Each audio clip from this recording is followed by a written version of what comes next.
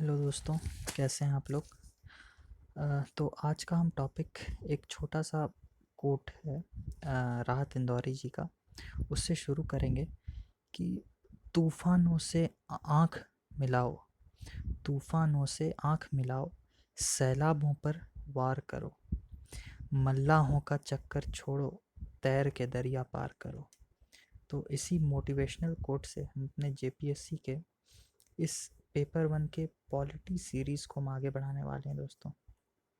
जैसा कि आप जानते हैं कि देखिए, पेपर पेपर 1 और पेपर 2 दो पेपर होता है। पेपर 2 झारखंड स्पेसिफिक, इसमें 100 क्वेश्चन रहेंगे, इसमें भी आपके 100 क्वेश्चन रहेंगे दोस्तों। ठीक है, आपको पीटी क्वालिफाई करने के लिए at least 55 questions 55% of the question, यानी 200 अगर क्वेश्चन है दोस्तों यहाँ, तो 200 में एटलीस्ट आपको 110 क्वेश्चन सही करना है। ठीक है, तो अब आप अगर अब देखें दोस्तों, पेपर 2 में जेपीएससी जो झारखंड स्पेसिफिक होता है, उसमें अगर आप 50 to 60 क्वेश्चंस भी अच्छे से कर लेते हैं दोस्तों, ठीक है, ये मैं एक एवरेज मान रहा हूँ, कई लोग इससे ज़्यादा भी कर सकते हैं, मैं वो बात नहीं कर रहा हूँ, कई लोग इससे कम भी कर सकते हैं।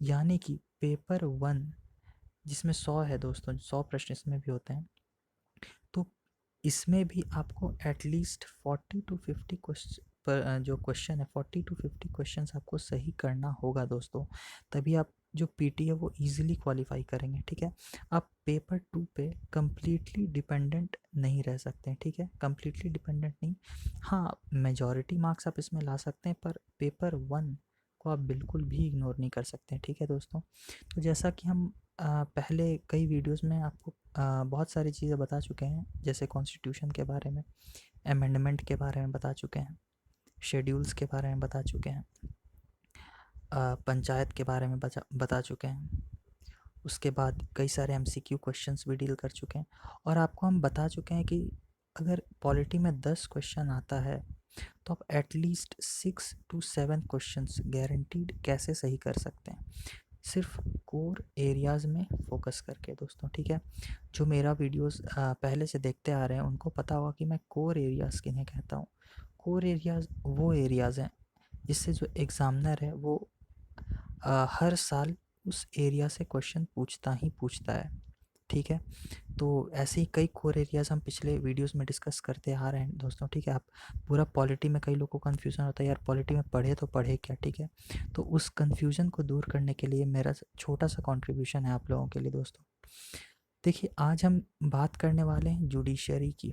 आप सुने होंगे जुडिशरी या न्यायपालिका, न्यायपालिका। ठीक है, देखिए दोस्तों, सरकार के 3 विंग होते हैं, जैसा कि हम आपको पहले वीडियोस में बता चुके हैं, लेजिस्लेचर, एग्जीक्यूटिव और जुडिशरी। क्यों? क्योंकि सेपरेशन ऑफ पावर होता है दोस्तों डेमोक्रेसी में।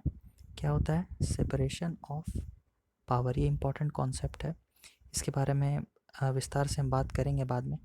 तो सेपरेशन ऑफ पावर कहिए या डिसेंट्रलाइजेशन कहिए, डिसेंट्रलाइजेशन जो होता है विकेंद्रीकरण, सब एक ही चीज़ होता है दोस्तों, सब एक दूसरे से कॉन्सेप्ट जुड़ा हुआ है। ठीक है, तो हमारा देश जो एक लोकतांत्रिक देश है, एक डेमोक्रेटिक नेशन है इंडिया, तो इंडिया में क्या है दोस्तों? डिसेंट्रलाइजेशन है, शक्ति का विभाजन है, डिसेंट्रलाइजेशन, शक्ति का विकेंद्रीकरण। उसके अलावा हमारे पास सेपरेशन ऑफ पावर भी है दोस्तों, यानी पावर का विभाजन, शक्ति का विभाजन। विभाजन किसके बीच में? 3 विंग्स ऑफ द गवर्नमेंट या 3 ऑर्गन्स ऑफ द गवर्नमेंट के बीच में, वो है लेजिस्लेचर, एग्जीक्यूटिव और जुडिशरी। तो देखिए, लेजिस्लेचर में दोस्तों हम बात कर चुके हैं, जिसमें संसद आता है, पार्लियामेंट, और स्टेट में विधानसभा, हर स्टेट में अपना विधानसभा होता है, वो आता है।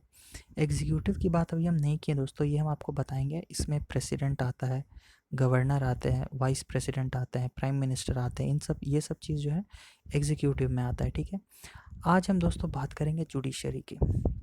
अब समझिएगा दोस्तों, ठीक है, एक क्रिकेट मैच अगर चल रहा है, इसमें कई सारे प्लेयर खेल रहे हैं, या फुटबॉल मैच, हॉकी मैच, आप कोई भी मैच ले लें, तो उसमें क्या होता है दोस्तों? एक एम्पायर होता है, एक क्या होता है? एम्पायर होता है। एम्पायर क्यों होता है दोस्तों? कि ये खेल अच्छे से चले, इसमें कोई चीटिंग ना हो, इसमें कोई किसी पे गलत तरीके से ना जीते, कोई किसी पे अत्याचार ना करे, ये सब देखने के लिए एम्पायर होता है दोस्तों, ठीक है, गेम सही से कंडक्ट करने के लिए। तो इंडिया का जो पॉलिटिकल सिस्टम होता है ना दोस्तों, जो हमारी जो राजनीतिक व्यवस्था जिससे काम करती है, उसको चेक करने का काम, कि वो नियम के अकॉर्डिंग चले, वो रूल ऑफ लॉ जिसे हम कहते हैं, रूल ऑफ लॉ,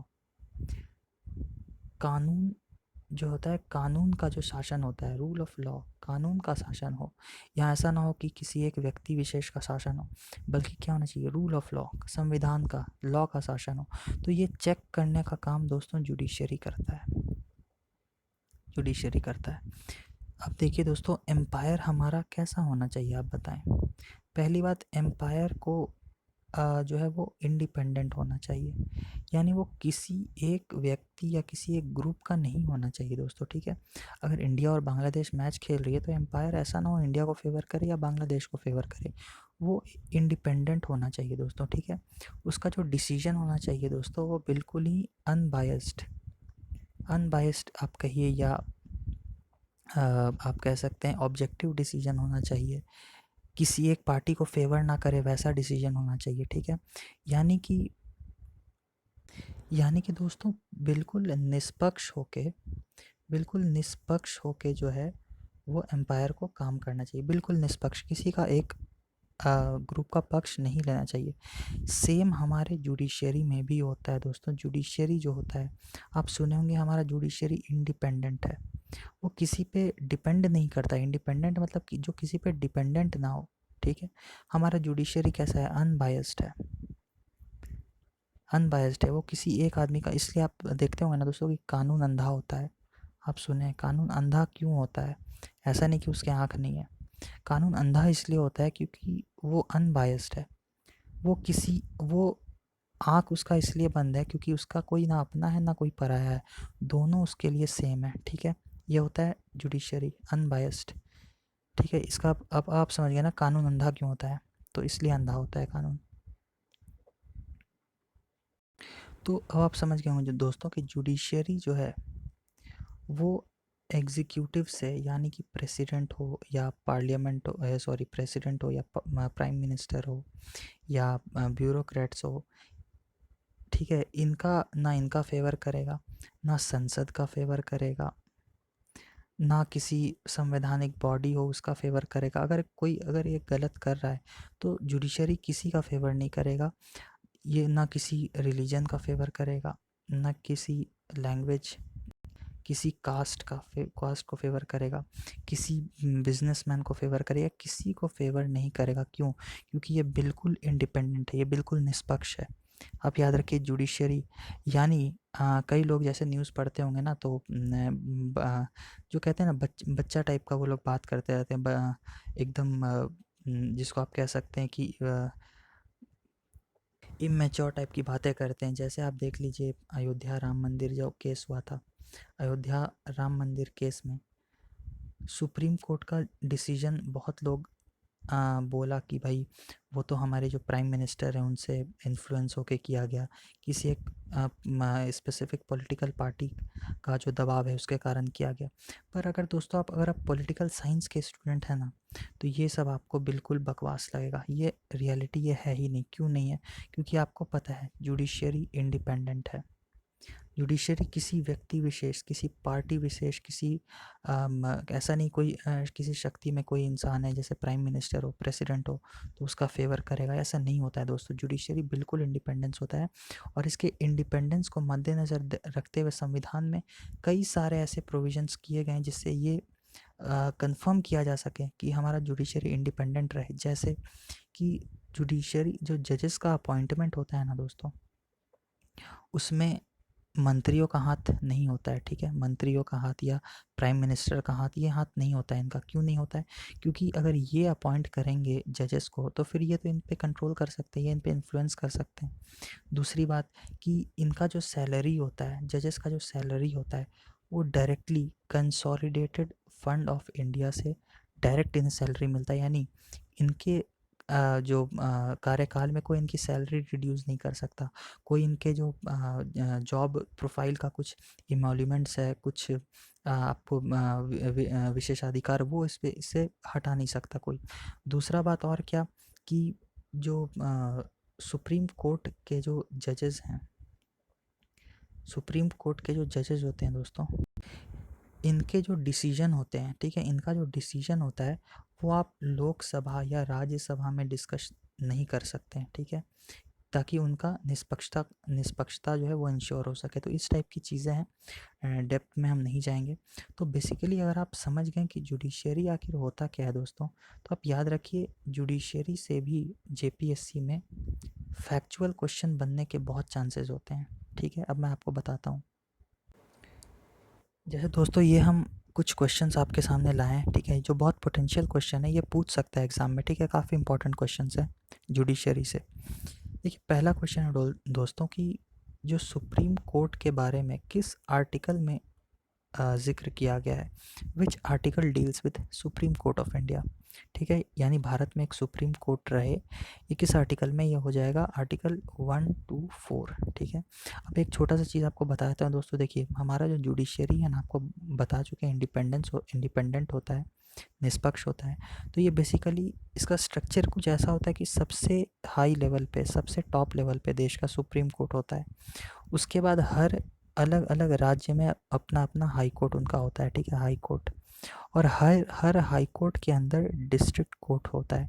तो ये इसका हायरार्की होता है दोस्तों, ठीक है, ये इनका हायरार्की होता है, सबसे ग्राउंड लेवल पे डिस्ट्रिक्ट कोर्ट, सबसे ऊपर सुप्रीम कोर्ट, ठीक है।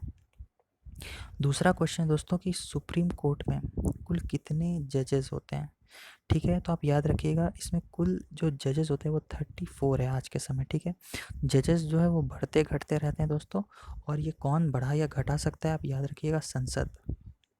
अगर आपका क्वेश्चन आ जाए कि सुप्रीम कोर्ट के जजेस को कौन बढ़ा या घटा सकता है, कौन चेंज कर सकता है, चेंज करना तो कहना तो गलत होगा दोस्तों, पर आप ये कहिए कि कौन उसका रूल बना सकता है, कितना जज रहे, तो उसका आंसर हो जाएगा पार्लियामेंट, संसद, ठीक है।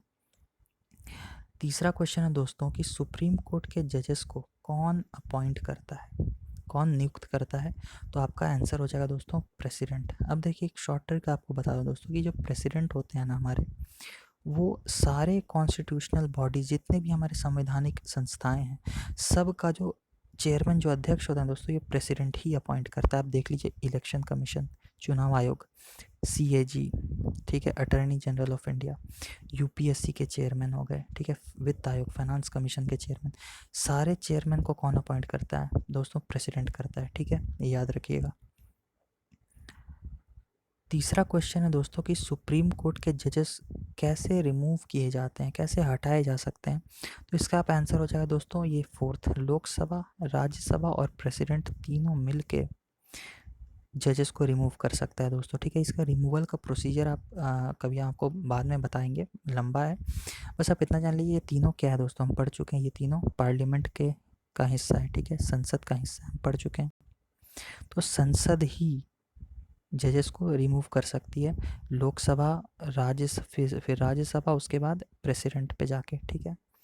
फिर उसके बाद क्वेश्चन है दोस्तों कि भारत में कुल कितने हाई कोर्ट्स हैं, इंडिया में how many high courts are there in India. तो दोस्तों कई लोग कंफ्यूज हो जाएंगे कि भाई 28 स्टेट्स है तो हाई कोर्ट भी कितना होना चाहिए, 28, पर ये गलत हो जाएगा दोस्तों, ठीक है। सही आंसर आपका हो जाएगा 25, याद रखिएगा 25 हाई कोर्ट्स हैं इंडिया में। अब देखिए हाई कोर्ट जजेस are appointed by, high court जजेस की नियुक्ति कौन करता है, तो आप कोई कई लोग कंफ्यूज हो जाएंगे दोस्तों कि सुप्रीम कोर्ट जजेस की नियुक्ति तो प्रेसिडेंट करता है, तो हाई कोर्ट चूंकि स्टेट्स में है तो इसका नियुक्ति गवर्नर करेगा, पर ये गलत हो जाएगा, इसका भी नियुक्ति कौन करता है दोस्तों, प्रेसिडेंट करता है, ठीक है। उसके बाद सुप्रीम कोर्ट का जो प्रोविज़न है वो किस एक्ट से या किस कानून से लिया गया है दोस्तों, तो इसका आंसर हो जाएगा गवर्नमेंट ऑफ इंडिया एक्ट 1935, ये बहुत ही ज़्यादा इंपॉर्टेंट है दोस्तों, ये देख लीजिएगा। उसके बाद क्वेश्चन आता है कि सुप्रीम कोर्ट जज का जो मैक्सिमम एज लिमिट है, यानी उसके बाद वो रिटायर हो जाते हैं, वो मैक्सिमम एज लिमिट क्या होता है, तो आंसर हो जाएगा दोस्तों 65 ईयर्स, ठीक है, ये कॉन्स्टिट्यूशन में लिखा गया है। उसके बाद क्वेश्चन है दोस्तों कि हाई कोर्ट जजेस का मैक्सिमम एज लिमिट क्या होता है। तो कंफ्यूज मत होइएगा दोस्तों, इसका हो जाएगा 62 ईयर्स। सुप्रीम कोर्ट का क्या है 65, हाई कोर्ट का क्या है 62। ठीक है। तो जब भी हम जुडिशरी के बारे में पढ़ेंगे दोस्तों, ये क्या न्याय दिलाता है, ठीक है, और ये क्या इंश्योर करता है कि कानून का शासन हो। ठीक है, कानून अंधा होता है इसलिए कानून का शासन हो। कानून के शासन को ही हम लोग रूल ऑफ लॉ कहते हैं। एक बहुत इंपॉर्टेंट कॉन्सेप्ट है, ये भी विस्तार से बताएंगे दोस्तों आप लोगों को। तो रूल ऑफ लॉ जो होता है वो किसने प्रपोज किया था पहली बार, ये पूछ सकता है। ठीक है, बहुत इंपॉर्टेंट कॉन्सेप्ट है रूल ऑफ लॉ। इसका आंसर होगा A.V. डाइसी। ठीक है। उसके बाद एक और जो बहुत पोटेंशियल क्वेश्चन पूछ सकता है एग्ज़ाम में, पीटी में, कि भारत के पहले चीफ जस्टिस ऑफ इंडिया कौन थे। भारत के पहले चीफ जस्टिस ऑफ इंडिया दोस्तों थे H.J. कनिया। ठीक है, ये याद रखिएगा। और ये लास्ट क्वेश्चन दोस्तों, ये आप खुद आंसर दीजिए कमेंट बॉक्स में। ये मैं ऑप्शन इसमें नहीं दिया, आप खुद बताइए कि भारत के present chief justice of India कौन है। ठीक है, आप आंसर दीजिए और फिर मिलते हैं दोस्तों आपको आपके साथ हम नेक्स्ट वीडियोज़ में।